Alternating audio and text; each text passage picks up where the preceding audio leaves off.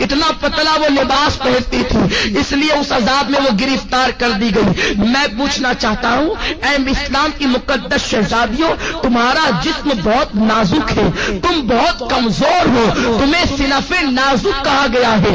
مرد تو مرد ہے، اگر اللہ اپنا عذاب پتھر اور پہاڑوں پر ڈال دے تو پہاڑ بھی اللہ کے عذاب کو برداشت نہیں کر سکتے۔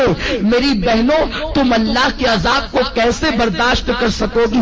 تمہارا یہ نازک وجود اللہ کے عذاب کو کس قدر برداشت کرنے کی طاقت رکھتا ہے؟ ذرا سوچو تو صحیح۔ آج تم اپنے حسن کی نمائش کر رہی ہو، آج تم باریک اور پتلے کپڑے پہن کر کے اپنے حسن کو دنیا کے سامنے ظاہر کر رہی ہو۔ کیا تمہیں ڈر نہیں لگتا یہ تمہارا حسن زیادہ دن تک تمہارے پاس نہ رہ سکے گا؟ جوانی کتنے دن کے لیے آتی ہے؟ جوانی آتی ہے جانے کے لیے، جوانی آتی ہے ختم ہونے کے لیے۔ زیادہ سے زیادہ جوانی 10 سے 15 سال تک تمہارے پاس رہے گی۔ اپنی جوانی کی عمر میں تم اپنے حسن کی نمائش کر لو، تم اپنے حسن کی خوب نمائش کرو گی۔ اس کے بعد پھر کیا ہے؟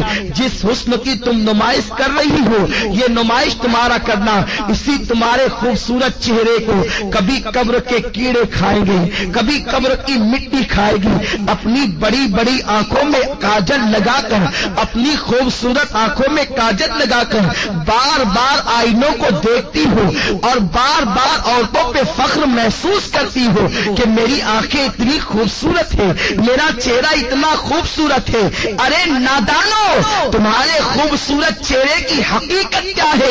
اگر تمہارے چہرے پر چند پھنسیاں نکل آئے تو تمہارا شوہر بھی تمہاری طرف نگاہ اٹھا کر دیکھنے کو تیار نہ ہوگا، مگر اللہ اکبر، اس دنیا کے اندر اپنے چہرے کو حسین بنانے کے لیے، اپنے چہروں کو خوبصورت بنانے کے لیے اس قدر اہتمام کرتی ہو اور خوبصورت چہرے پہ اتنا مٹک مٹک کر اتراتی ہو۔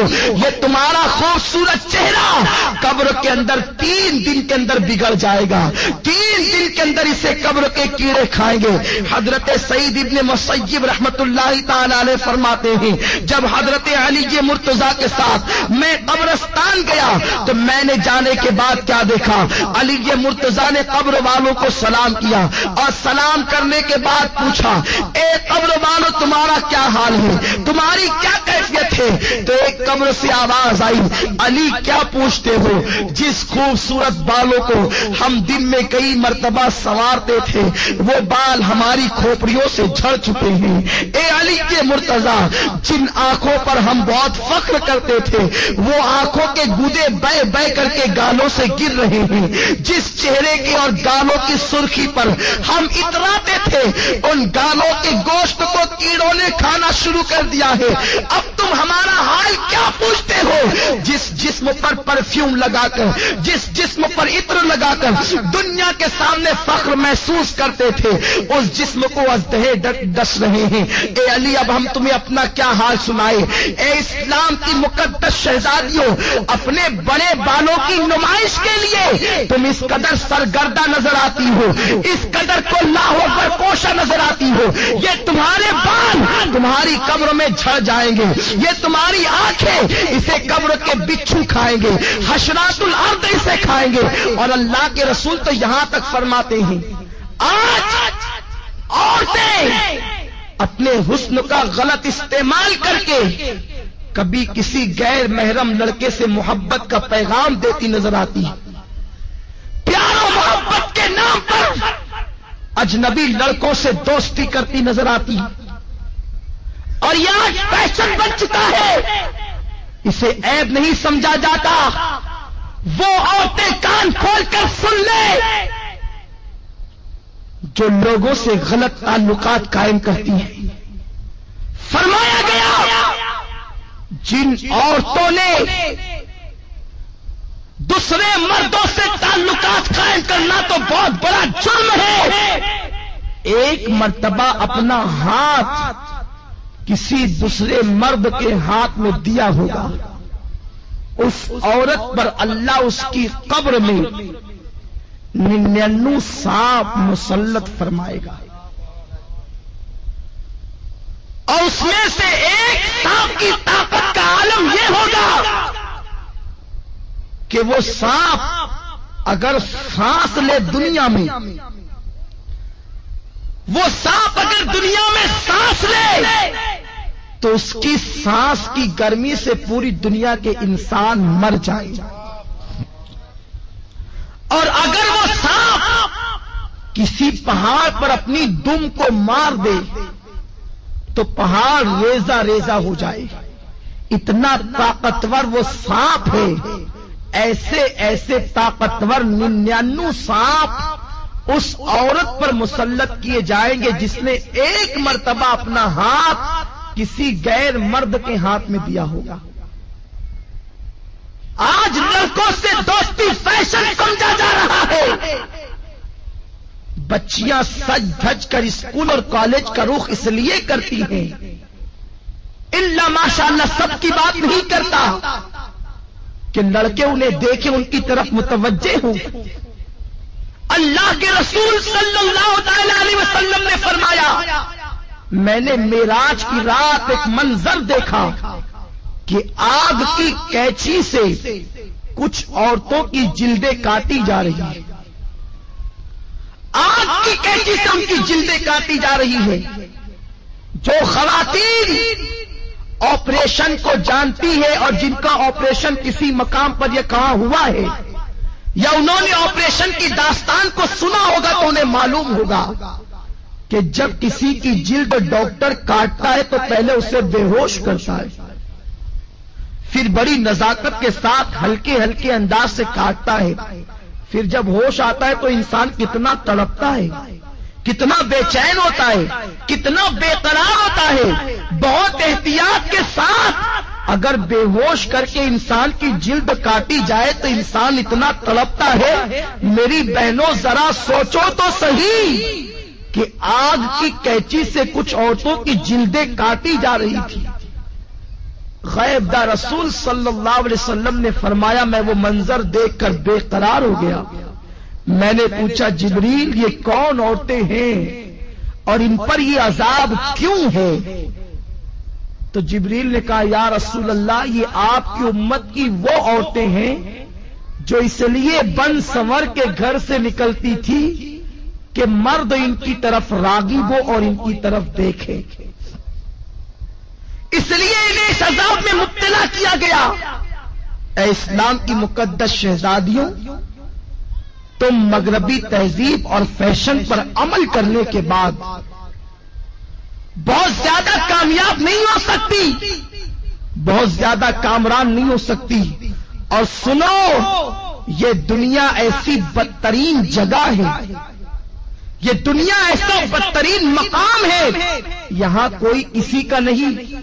جب تک تمہاری جوانی تمہارے پاس ہے، ہر آنے والا تمہارے قریب آنے کی سوچے گا، تمہارے حسن کو پھول کی طرح جو حسن اللہ نے عطا کیا ہے اس کو مل دینے کے بعد وہ ایسا غائب ہوگا کہ پھر تمہیں کہیں نظر نہیں آئے گا۔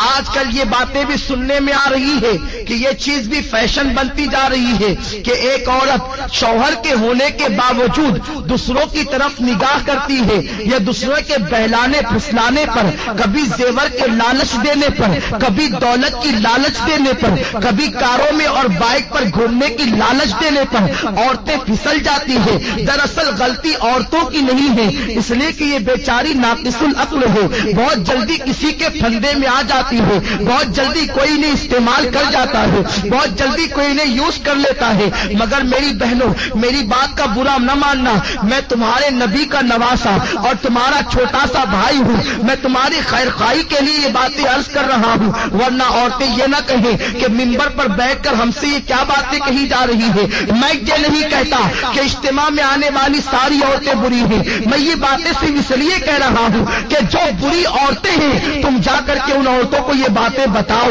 تاکہ وہ استعمال ہونے ہونے سے بچ جائیں, تاکہ وہ غلط کاموں سے بچ جائیں. میری بہنوں, میں تم سے پوچھنا چاہتا ہوں, تمہارے پاس جوانی زیادہ دن تک رہنے والی نہیں ہے. 10 سے 15 سال تک تمہاری جوانی تمہارے پاس رہے گی. اور سنو, اللہ کے رسول صلی اللہ تعالی علیہ وسلم نے فرمایا, عورتوں کا سب سے بڑا زیور عورت کی شرم و حیا ہے. جو عورت جتنی با حیا ہے, وہ عورت اتنی زیادہ معزز ہے, وہ عورت اتنی زیادہ مکرم ہے. سنو, اگر تمہارا شوہر غریب ہے, اگر تمہارا شوہر بہت زیادہ نادار و مفلس ہے, تب بھی اسی شوہر کے ساتھ وفاداری کرو, اس کے ساتھ غداری مت کرو. اگر کوئی انسان کتنا ہی زیور کا لالچ دے, کتنی دولت کا لالچ دے, کتنے ہی کاروں میں بائک پہ گھومنے پھرنے کا لالچ دے, کبھی کسی کی طرف نگاہ اٹھا کر نہ دیکھنا. اس لیے کہ اگر دنیا کے اندر کسی کے زیور کے لالچ میں پھنس کر, اگر کسی دنیا دار انسان کی لالچ میں آ کر تم اپنی آبرو کا سودا کر بیٹھو گی, تم اپنی عزت کا سودا کر بیٹھو گی, سب کچھ چلا جائے گا. دنیا میں عزت بھی چلی جائے گی اور آخرت میں تم جہنم کا ایندھن بنو گی. اور اگر تم نے اپنی عزت کو سنبھال کر رکھا, اپنی حیا کو سنبھال کر رکھا, اور غریب شوہر کے ساتھ تم نے وفاداری کے ساتھ اپنے شوہر کے ساتھ وفاداری کی, تو نبی کا فرمان سنو. میرے آقا فرماتے ہیں, جو عورت اپنے غریب شوہر کے ساتھ وفاداری کے ساتھ رہتی ہے, اپنی آبرو کا سودا نہیں کرتی, ایسی عورت کو اللہ میری بیٹی فاطمہ کے ساتھ بغیر حساب و کتاب جنت میں داخل فرمائے گا. اب اگر تم بغیر حساب و کتاب جنت میں داخل ہونا چاہتی ہو سیدہ فاطمہ کے ساتھ, تو اپنی آبرو کا سودا نہ کرنا, کسی کے لالچ دینے میں نہ آنا. یہ زیور کیا حیثیت رکھتے ہیں, زیوروں کی کیا حیثیت ہے, سونے چاندی کی کیا حیثیت ہے, اچھے لباس کی کیا حیثیت ہے, کاروں کی کیا حیثیت ہے, دنیاوی سواریوں کی کیا حیثیت ہے. جب تمہاری موت آئے گی تو سن لو, بڑھاپے میں مرنا ضروری نہیں ہے, جوانی میں بھی تمہیں موت آ سکتی ہے. اللہ اکبر. جب تمہیں موت آئے گی, اگر تم نے اپنی حیا کو بیچ کر زیورات حاصل کیے ہوں گے, یہی زیورات تمہارے بدن سے نکال لیے جائیں گے.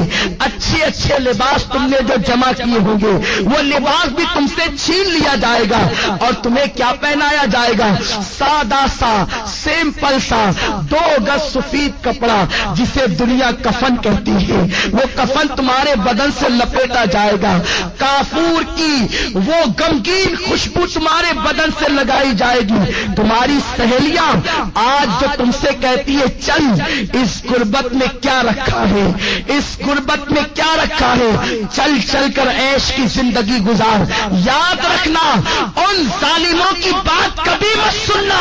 اے سیدہ فاطمہ کی کنیزاؤں, نبی نے اپنی بیٹی کا نکاح کسی کروڑ پتی کے ساتھ نہیں کیا تھا, نبی نے اپنی بیٹی کا نکاح ایسے علی کے ساتھ کیا تھا جس کے پاس گھر بھی رہنے کو موجود نہ تھا.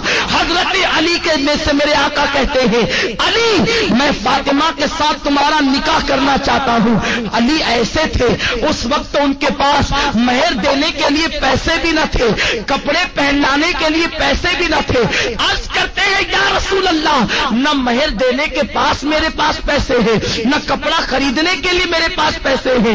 حضور فرماتے ہیں میری زرہ لے کر کے جاؤ, اسے بازار میں بیچ دو اور کپڑے خرید کر کے لاؤ اور فاطمہ کا مہر ادا کرو. میں پوچھنا چاہتا ہوں, نبی چاہتے تو اپنی بیٹی کا نکاح کسی دولت مند کے ساتھ کر دیتے. بڑے بڑے دولت مند میرے سرکار کی بیٹی کا ہاتھ مانگنے کے لیے آئے تھے, مگر نبی جانتے تھے اگر میں نے اپنی بیٹی کا نکاح کسی دولت مند کے ساتھ کر دیا تو میری امت کی بیٹیوں کا کیا ہوگا, میری امت کی بیٹیاں زندگی کیسے گزارے گی.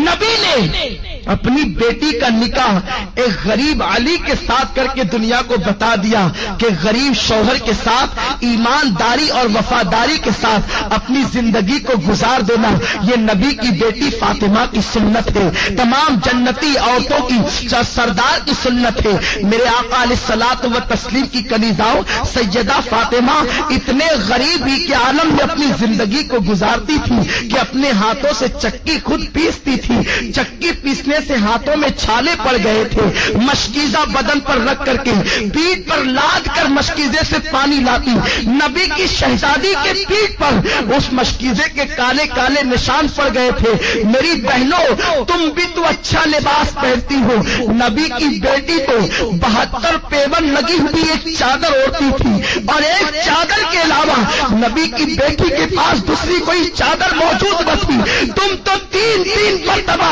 پیٹ بھر کر کے کھانا کھاتی ہو، نبی کی بیٹی تو 3 دن تک کے فاقے کرتی تھی۔ کیا نبی کی بیٹی کی زندگی تمہارے لیے نمونہ نہیں ہے؟ کیا نبی کی بیٹی کی زندگی تمہارے لیے اسوہ حسنہ نہیں ہے؟ ذرا سوچو تو صحیح، تم 3 مرتبہ پیٹ بھر کے کھا کے اللہ اور رسول سے بے وفائی کرتی ہو، اور وہ 3 دن فاقہ کر کے اتنی نماز کی پابند تھی کہ 5 وقت کی نماز بھی پڑھتی، تہجد بھی پڑھتی، اور جب نفل نماز پڑھتی تو ایک سجدے کے اندر پوری رات گزر جاتی اور سبحان ربی الاعلیٰ کا ترانہ گنگناتی۔ جب فجر کی اذان سنتی تو حسرت کے ساتھ سر کو سجدے سے اٹھاتی اور کہتی، اے اللہ تو نے رات اتنی چھوٹی بنائی کہ تیرے محبوب کی بیٹی فاطمہ دل کھول کے سجدہ بھی نہ کر سکی۔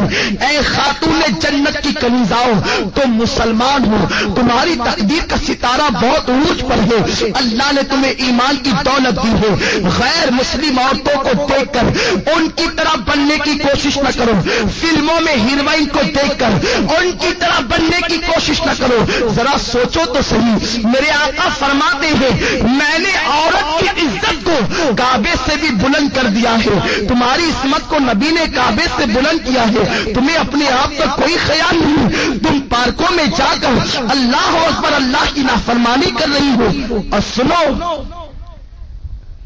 کوئی کہیں بھی جائے سب کی نگاہ سے تو چھپ کر تم گناہ کر سکتے ہو، اللہ کی نگاہ سے تم کبھی نہیں چھپ سکتے۔ قرآن کہتا ہے ان اللہ کان علیکم رقیبا، تم جہاں گئی ہو اللہ تم پر سخت نگرانی فرما رہا ہے۔ دوسرے مقام پر میرے رب نے فرمایا واتقوا اللہ ان اللہ خبیر بما تعملون، اللہ سے ڈرو کہ وہ تمہارے ایک ایک پل کی خبر رکھتا ہے۔ اور یہ بھی سن لو میری بہنوں، اگر تم نے اللہ سے ڈر کر گناہوں سے توبہ کر لی تو اللہ کے رسول فرماتے ہیں جو اللہ سے ڈرتا ہے اللہ اسے سب سے بے نیاز کر دیتا ہے، اللہ محتاجی کو دور کر دیتا ہے۔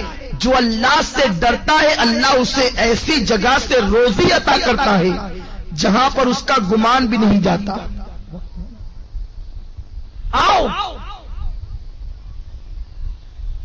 میں آپ کو استقامت فی الدین کے حوالے سے اور اللہ کے خوف کے حوالے سے ایک بڑی پیاری حکایت پیش کروں۔ امام یافعی علیہ رحمت و رضوان فرماتے ہیں میری بہنیں غور سے سنیں اور اللہ کا خوف اپنے دل کے اندر پیدا کریں۔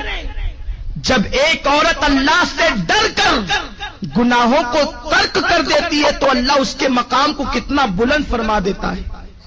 امام یافعی رحمت اللہ تعالی علیہ فرماتے ہیں 2 دوست تھے، دونوں میں بہت زیادہ پیار و محبت تھی، ایک دوسرے سے بڑی محبت کرتے تھے، مگر ایک نوجوان کی کیفیت یہ تھی کہ وہ جلتے ہوئے انگاروں میں ہاتھ ڈال دیتا، اس کے ہاتھ پر آگ اثر نہیں کرتی تھی، وہ جلتے ہوئے کڑاہوں میں ہاتھ ڈال دیتا، تیل کی کڑک اس کے ہاتھ پر اثر نہیں کرتی تھی، وہ بڑے بڑے انگارے ہاتھ سے پکڑ لیتا، آگ اس کے ہاتھ کو نہیں جلاتی تھی۔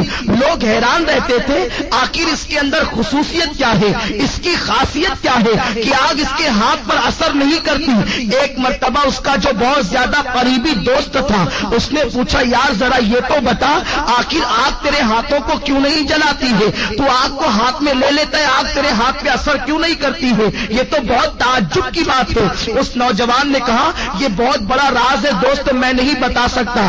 آخرکار اس نے بہت زیادہ پریشر کیا اور پھر اس دوست نے کہا سن لے، اگر تم میرے اس راز کی بات کو سننا چاہتا ہے تو سن۔ میری بہنوں سے کہتا ہوں، میری بہنوں تم بہت غور سے اس حکایت کو سنو، شاید یہی حکایت آپ کی زندگی کے اندر انقلاب پیدا کر دے۔ وہ نوجوان کہتا ہے میرے بھائی دراصل معاملہ یہ ہے، میں نوجوان تھا، میں نے جوانی کی دہلیز پہ قدم رکھا، میرے پاس حسن بھی تھا، میرے پاس دولت بھی تھی، میرے پاس سب کچھ تھا، میں بڑے مالدار باپ کا بیٹا تھا۔ جب میں نے جوانی کی دہلیز پہ قدم رکھا تو مجھے عیاشیوں کی فکر ہوئی۔ ظاہر سی بات ہے جب انسان کے پاس دولت آتی ہے تو وہ عیاشی کی طرف بڑھتا ہے، وہ کسی نہ کسی کی عصمت کا سودا کرنے کا سوچتا ہے۔ وہ نوجوان کہتا ہے ایک رات میں کھانا کھا کے گرمیوں کے موسم میں اپنے گھر کے اوپر کے چھت پر ٹیرس پر گھوم رہا تھا، ٹہل رہا تھا۔ میں نے کیا دیکھا کہ میرے گھر کے سامنے ایک بہت خوبصورت لڑکی ٹہل رہی ہے۔ جب میں نے اس لڑکی کو دیکھا تو اس سے میرے دل میں محبت پیدا ہو گئی۔ میں نے اس لڑکی سے گفتگو کرنا چاہیے۔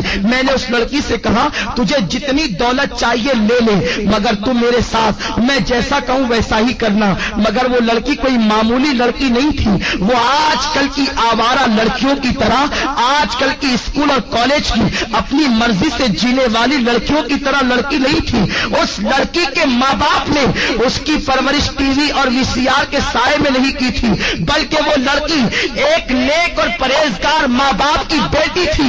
اس کے ماں باپ نے اس کی پرورش جو ہے وہ ناولوں کے سائے میں، ہیروئن اور ہیرو کی زندگی کے سائے میں نہیں بلکہ سیدہ فاطمہ کے کردار کے سائے میں کی تھی، قرآن مقدس کی تعلیم کے سائے میں کی تھی۔ جب اس لڑکی کے سامنے اس نوجوان لڑکے نے دولت کو پیش کر کے اس کی عصمت کا سودا کرنا چاہا تو لڑکی نے بڑا پیارا جواب دیا، اے نوجوان لذت کے لیے گناہ مت کر، لذت چلی جائے گی گناہ باقی رہ جائے گا۔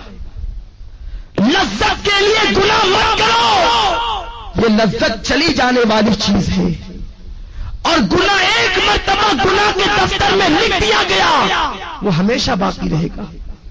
ارے ایک گناہ کا عذاب انسان برداشت نہیں کر سکتا، انسان ہزاروں گناہ کرتا ہے۔ قرآن کہتا ہے اِنَّ بَطْشَ رَبِّكَ لَشَدِيدٌ، تیرے رب کی پکڑ بڑی سخت ہے۔ اے میری بہنوں کم از کم اپنے آپ سے تو تم محبت کر لو، اللہ کا عذاب بڑا خطرناک ہے۔ ساری دنیا مل کر اس کے چھوٹے سے عذاب کو برداشت نہیں کر سکتی، تم اتنے گناہ کر کے اتنے بے باکی کے ساتھ زندگی گزارتے ہو، تمہیں اللہ کا ڈر نہیں ہے، تمہیں مرنا نہیں ہے کہ تمہیں قبر میں نہیں جانا ہے۔ وہ نوجوان کو اس لڑکی نے کہا لذت کے لیے گناہ مت کر، لذت چلی جائے گی گناہ باقی رہ جائے گا۔ وہ نوجوان کہتا ہے میں اس لڑکی کے پیچھے لگا رہا، وہ لڑکی مجھے اللہ سے ڈراتی رہی۔ آخر کیا ہوا، ہمارے شہر میں قحط سالی کا زمانہ آیا، سوکھا پڑ گیا، قحط پڑ گیا، ہر غریب امیر کے دروازے پر بھکاری کی طرح کھڑے ہو گئے۔ میں مالدار باپ کا بیٹا تھا، میرے باپ نے مجھے بہت سارا اناج دیا، کہا بیٹا تقسیم کرو۔ میں اناج تقسیم کر رہا تھا کہ میرے دروازے پہ وہ لڑکی بھی چلی آئی۔ میں نے اس لڑکی کو قطار میں دیکھا، میں خوش ہو گیا کہ آج اپنے دل کی خواہش پوری کروں گا۔ میں نے جلدی جلدی اپنے نوکروں سے کہا کہ سب کو دے کر کے بھگا دو، اور اس لڑکی کو میں نے اپنے کمرے میں بلایا۔ لڑکی سے پوچھا کیا بات ہے، کیوں آئی ہو، آنے کی وجہ کیا ہے؟ لڑکی نے کہا اے نوجوان تو جانتا ہے کہ میری شادی ہو چکی ہے اور میرے 3 بچے ہیں، میں ماں ہوں، میرے بچے بھوک کی وجہ سے تڑپ رہے ہیں، خدا کے لیے کچھ اناج دے دے تاکہ میرے بچوں کی زندگی بچ جائے۔ اس نوجوان نے کہا اے لڑکی میں تیرے قدموں میں دولت کا اور اناج کا انبار لگا دوں گا، تو ایک مرتبہ میرے دل کی تمنا کو پورا کر۔ لڑکی نے کہا تیرے دل کی تمنا کیا ہے؟ تو اس نوجوان نے کہا کہ میں تیرے ساتھ زنا کرنا چاہتا ہوں۔ لڑکی لرز گئی اور کہنے لگی نادان، اللہ سے ڈر۔ اللہ کے رسول فرماتے جب کوئی لڑکا اور لڑکی زنا کرتے ہیں تو ان کا ایمان ان کے سینوں سے نکل جاتا ہے، ایمان دلوں سے رخصت ہو جاتا ہے۔ اور اللہ کے حبیب فرماتے ہیں جب کوئی مسلمان مرد اور عورت بدکاری یعنی زنا کرتے ہیں تو زمین رو کر اللہ سے کہتی اے اللہ تو مجھے اتنی طاقت دے دیتا کہ میں پھٹ جاؤں اور ان دونوں کو اپنے اندر دبوچ۔ اتنا بدترین جرم ہے زنا، اللہ سے ڈر، تو کیا کہہ رہا ہے؟ اس نوجوان نے جواب دیا اگر تو میرے دل کی خواہش کو پورا نہیں کر سکتی تو میں تیری بات پوری نہیں کر سکتا۔ لڑکی چلی گئی۔ جب وہ گئی تو اس نے کیا دیکھا؟ اس کے بچے رو رہے ہیں، کہتے ہیں ماں اگر تو ہمیں کھانا نہیں کھلا سکتی تو اپنے ہاتھوں سے ہمارا گلا دبا کے ہمیں مار ڈال تاکہ ہم بھوک کی شدت سے تو بچ جائیں۔ میری بہنوں ذرا سوچو، ایک ماں کے سامنے جب بچے زندگی اور موت کی بھیک مانگ رہے ہوں گے تو اس ماں کی ممتا نے کیا کہا ہوگا؟ لڑکی نے سوچا بچوں کی تین بچوں کی زندگی ایک طرف ہے اور زنا ایک طرف ہے، اگر میں زنا کر لوں اور اناج حاصل کر کے بچوں کو کھلا دوں میرے بچے تو بچ جائیں گے، بعد میں توبہ کر لوں گی۔ توبہ کا دروازہ تو کھلا ہے، اور یہ کہہ کے وہ چل پڑی۔ یہ شیطان کا سب سے خطرناک جال ہے کہ ابھی تو گناہ کرو بعد میں توبہ کر لیں۔ ہمیشہ سوچو تمہارے پاس گارنٹی کیا ہے کہ تمہیں گناہ کرنے کے بعد توبہ کا موقع ملے گا؟ کیا گناہ کرتے کرتے مر گئے تو کیا ہوگا؟ ہمارے محلے کی بات ہے، ایک خاتون رات 12 بجے کے بعد فلم دیکھ رہی تھی، گھر میں اکیلے تنہا بیٹھے، فلم دیکھتے دیکھتے اس کا انتقال ہو گیا۔ پورے محلے میں ہنگامہ ہو گیا کہ اس عورت کا انتقال فلم دیکھتے دیکھتے ہوا۔ محلے کے 80% لوگوں نے اس کا جنازہ نہیں پڑھا اور آج بھی دنیا اس پہ لعنت و ملامت کر رہی ہے۔ کہیں ایسا تو نہیں کہ کوئی گناہ کرتے کرتے آپ کو ہی موت آ جائے اور ساری دنیا قیامت تک آپ کا ذکر کر کے آپ کو ملامت کرے؟ تو یہ مت سوچنا کہ گناہ کرنے کے بعد توبہ کا موقع مل جائے گا۔ اگر گناہ کرتے کرتے موت آ گئی تو کیا ہوگا؟ میرے آقا فرماتے ہیں جو جس حال میں مرے گا اسی حال میں اٹھایا جائے گا۔ اگر گناہ کرتے کرتے مرو گے تو اسی کیفیت میں اٹھائے جاؤ گے۔ تو بہرحال وہ لڑکی چل پڑی۔ مختصر عرض کر رہا ہوں، رستے میں آئی تو اس لڑکی نے سوچا کہ اگر میں گناہ کر لوں اور بچوں کی زندگی نہ بچے تب، اگر اللہ چاہے تو وہ کھانے کے بعد بھی مر سکتے ہیں، ضروری تو نہیں کہ کوئی بھوکا ہی مرے، کھانے کے بعد بھی بچے مر سکتے ہیں۔ تو بچوں کی زندگی کے لیے اپنی عصمت پر داغ کیوں لگاؤں؟ جس رسول کے صدقے مجھے عزت ملی، وقار ملا، زندگی ملی، میں اس رسول کا دل کیوں دکھاؤں؟ یہ سوچ کر وہ گئی اور نوجوان سے کہا میرے بچوں پہ رحم کر کے کچھ دے دے۔ تو اس نے کہا تو میری دل کی خواہش پوری کر، میں تیری خواہش پوری کر دوں گا۔ لڑکی نے کہا اے نوجوان کان کھول کے سن لے، اپنے ایک ایک بچے کو بھوک سے تڑپ تڑپ کر مرتا دیکھنا تو گوارا کر لوں گی، مگر نبی کی نافرمانی نہیں کروں گی، کبھی گناہ کی طرف نہیں جاؤں گی۔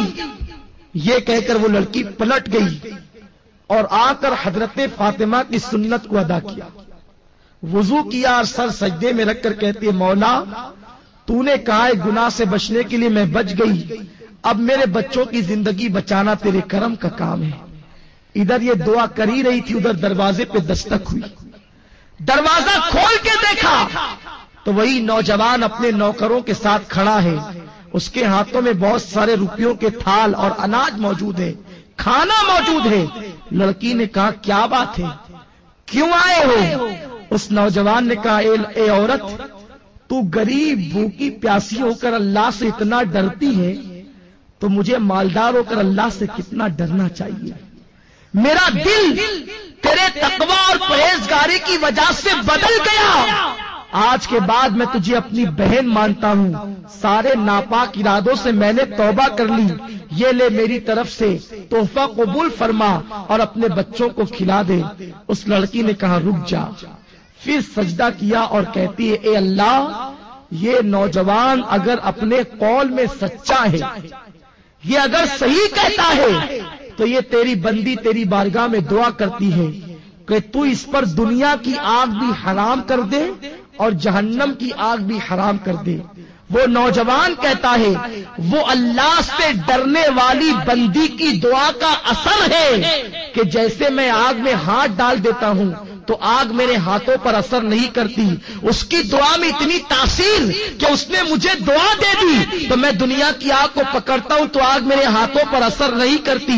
مجھے امید ہے کہ جہنم کی آگ بھی میرے جسم پہ اثر نہیں کرے گی۔ میری بہنوں ذرا سوچو تو صحیح، اگر ایک عورت گناہ سے بچے، ایک عورت اگر برائی سے بچے تو اس کی دعا میں اتنی تاثیر پیدا ہو جائے کہ اگر وہ کسی کے لیے دعا کرتے کہ تیرے ہاتھ پر دنیا کی آگ اثر نہ کرے تو دنیا کی آگ اسے جلا نہیں سکتی، تو خود اس بندی کے وجود کا عالم کیا ہوگا، خود اس بندی کی شان و شوکت کا عالم کیا ہوگا۔ تو میری بہنوں، تم اپنے مقام کو پہچانو، تم نبی کی امتی ہو، تم سرکار کی کنیز ہو، تم سیدہ فاطمہ کے نقش قدم پر چلنے کے لیے پیدا کی گئی ہو۔ اپنی عصمت و آبرو کو سمجھو اور اپنی آبرو کا سودا نہ کرو۔ اور چلتے چلتے آخری بات بتا دوں، اگر کوئی میری بہن غلطی سے کوئی گناہ کر چکی ہے تو وہ پریشان نہ ہو، آج بھی توبہ کا دروازہ کھلا ہوا ہے، صدق سے توبہ کر لو۔ ابھی تھوڑی دیر کے بعد یہاں پر دعا ہوگی، ذکر ہوگا، اس میں چند آنسو بہا کے توبہ کر لو، اللہ تمہاری توبہ کو قبول فرما لے گا۔ میرے آقا فرماتے ہیں التائب من الذنب کمن لا ذنب لہ، کہ گناہ سے توبہ کرنے والا ایسا ہے جیسے اس نے گناہ کیا ہی نہیں۔ اور اللہ فرماتا ہے واللہ یحب التوابین، کہ بے شک اللہ تبارک و تعالی توبہ کرنے والوں کو اپنا محبوب بنا لیتا ہے۔ ان اللہ یحب التوابین، بے شک اللہ توبہ کرنے والوں کو اپنا محبوب بنا لیتا ہے۔ تو میری بہنوں توبہ کر لو، توبہ کا دروازہ اب بھی کھلا ہے۔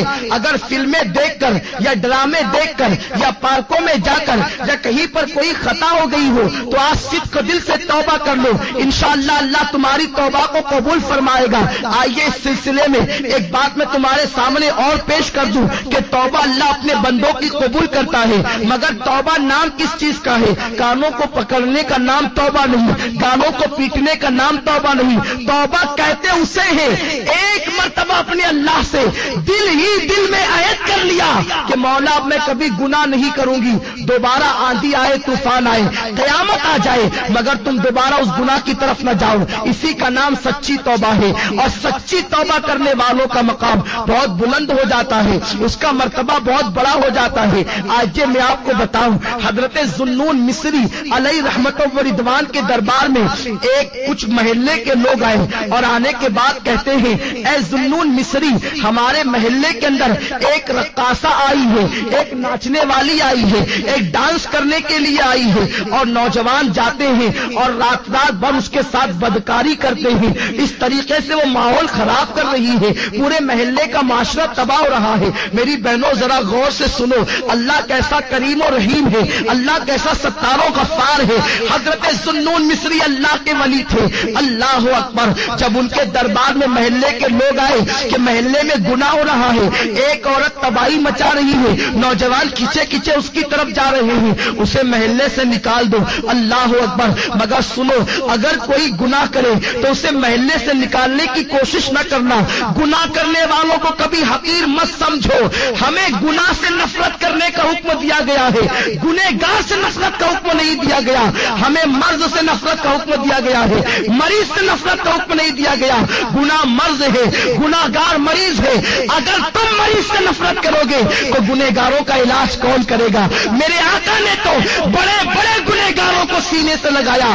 ہمیں کیا حق بنتا ہے کسی گنہگار کا گناہ اوپن کر کے اس کا مذاق اڑانے کا؟ تو میری بہنوں, اگر تمہارے محلے کے اندر کوئی عورت گناہ کرتی ہوئی پکڑی جائے یا کوئی عورت کسی کا گناہ تمہارے سامنے اوپن ہو جائے تو اس کی تشہیر مت کرنا, بلکہ اس کے قریب جا کر اس کی اصلاح کرنے کی کوشش کرنا, اسے گناہ سے روکنے کی کوشش کرنا. حضرت ذوالنون مصری کی بارگاہ میں محلے کے لوگ آ کر کہتے ہیں اس رقاصہ کو نکال دو. اس زمانے کے لوگ کتنے حساس تھے, کتنے متقی اور پرہیزگار تھے کہ ایک عورت گناہ کرنے کے لیے آئی تھی, پورا محلہ مخالفت کر رہا تھا. یہاں تو پورا محلہ کے محلہ گناہ کرتا ہے, کوئی مخالفت کرنے والا نہیں, کوئی منع کرنے والا نہیں. بہرحال حضرت ذوالنون مصری نے فرمایا وہ عورت فاحشہ ہے نا, وہ عورت بدکارہ ہے نا, وہ عورت زنا کرواتی ہے, وہ عورت بدکاری کرتی ہے. ٹھیک ہے تم چلے جاؤ, انشاءاللہ میں اس کا علاج کر دوں گا. اس کے بعد حضرت ذوالنون مصری رحمت اللہ تعالی علیہ جاتے ہیں اور جانے کے بعد اس کے دروازے پر بیٹھ جاتے ہیں. جب اس کے دروازے پر بیٹھ جاتے ہیں محلے کے جتنے لڑکے آتے ہیں ذوالنون مصری جیسے ولی کو دیکھ کر بھاگ جاتے ہیں. حضرت ذوالنون مصری ان نوجوانوں کو سمجھاتے ہیں برائی نہ کرو, یہ بہت بری چیز ہے, اس سے روزی ختم ہوتی ہے, اس سے چہرہ مسخ کیا جاتا ہے, اس سے چہرہ بدل جاتا ہے, اس سے انسان تباہ ہوتا ہے, اس سے انسان بدنام ہوتا ہے, اس سے انسان کی زندگی کم کر دی جاتی ہے. غرض کے زنا کی برائیاں وہ بتا رہی ہیں. وہ عورت سج دھج کے گھر میں بیٹھی ہے کہ آج میرے یہاں کون آتا ہے. سارے لڑکوں کو شام ہی سے ذوالنون مصری نے رخصت کر دیا اور اس کی کنیز جب دروازے پر آئی تو ذوالنون مصری اس سے کہتے ہیں تیری مالکہ سے کہنا آج تجھ سے ملنے کے لیے ذوالنون آ رہا ہے, ایک رات کی قیمت کیا ہے. وہ لرز گئی کہ حضرت ذوالنون مصری اتنے بڑے ولی کہلاتے ہیں اور وہ میری رات کی قیمت پوچھ رہے ہیں. کنیز نے آ کر بہرحال بتا دیا. حضرت ذوالنون مصری اتنی قیمت لے کر کے گئے اور اس لڑکی سے کہتے ہیں میں تو یہ قیمت دے رہا ہوں, اب رات بھر تمہاری میرے قبضے میں ہے, رات بھر تمہاری میرے پاس ہے, جیسا میں کہوں گا تمہیں ایسا ہی کرنا پڑے گا. لڑکی نے کہا میرا کام تو دولت کمانا ہے, تم جو کہو گے میں وہی کروں گی. اس کے بعد حضرت ذوالنون مصری نے اس کو پیسے دیے اور فرمایا آج کی تیری رات میرے لیے ہے. فرماتے ہیں بیٹی اسلام کی بیٹی ہر بیٹی اسلام کی بیٹی ہوا کرتی ہے, یہ تو نے جو قیمت لی ہے اب جلدی سے جا کے غسل کر اور یہ نیا لباس میری طرف سے پہن لے. اس لڑکی نے غسل کیا, لباس پہنا. وہ عجیب عجیب سوچ رہی تھی کہ میرے ساتھ ذوالنون جیسا بوڑھا کیا کرے گا. حضرت ذوالنون مصری رحمت اللہ تعالی علیہ اس لڑکی سے کہتے ہیں بیٹی آج رات تجھے کچھ نہیں کرنا ہے. مصلی بچھاتے ہیں اور پیچھے اس لڑکی کو کھڑا کرتے ہیں اور اس کے بعد کہتے ہیں بیٹی تجھے نماز پڑھنا ہے. اس فاحشہ زانیہ عورت نے کہا اے ذوالنون آج تک نماز کسے کہتے مجھے نہیں معلوم. ایک مسلمان ماں کے گھر میں پیدا ہوئی تھی مگر میری ماں نے غربت کی وجہ سے مجھے اس کاروبار پہ لگا دیا, اس کے بعد سے آج تک میں تو مسلمان رہی.